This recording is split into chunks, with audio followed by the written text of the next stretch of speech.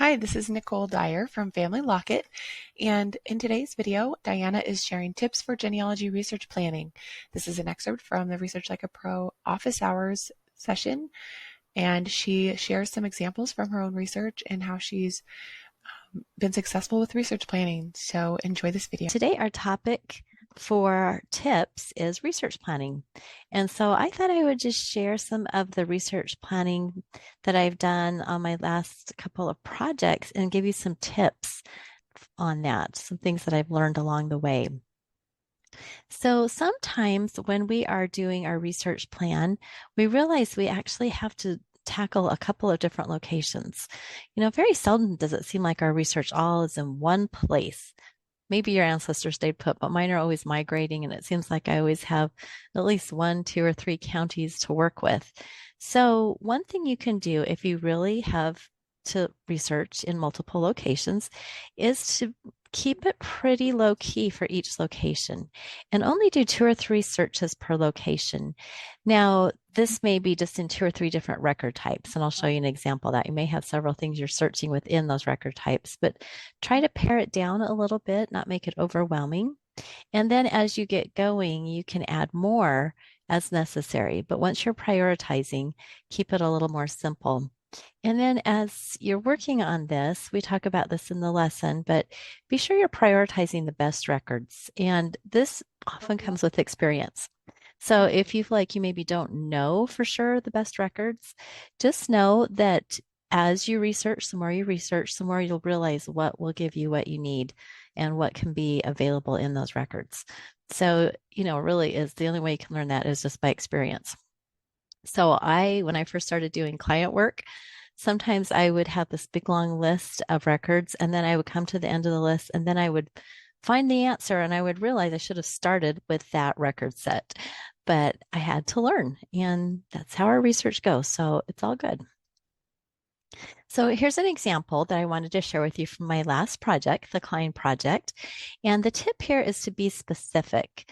So sometimes we might be tempted to go kind of fast in our research planning and just say something like search tax records, search land records, search census. But when you come to actually following your plan and doing your research, you will thank yourself if you have been very specific with what you want to do. When you're in the planning mode, you need to make sure that you are putting down the specific record collection.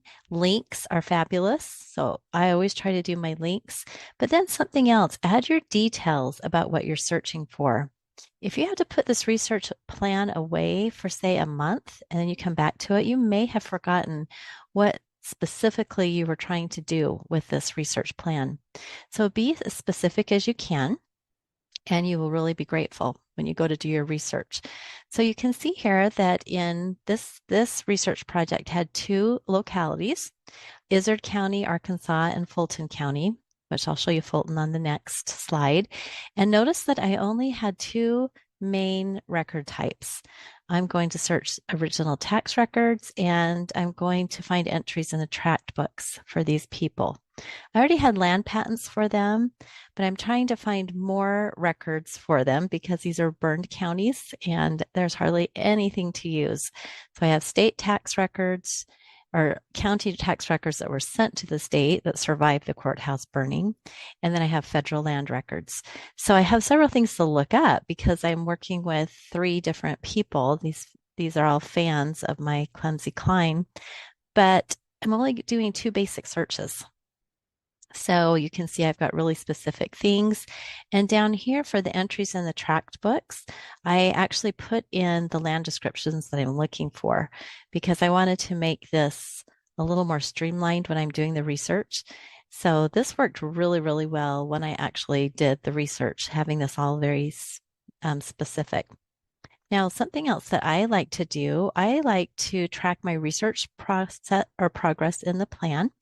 So I will go into my plan, and in bold, I will type in something like done, so I know I've done this whole thing. And then I put in some of my notes.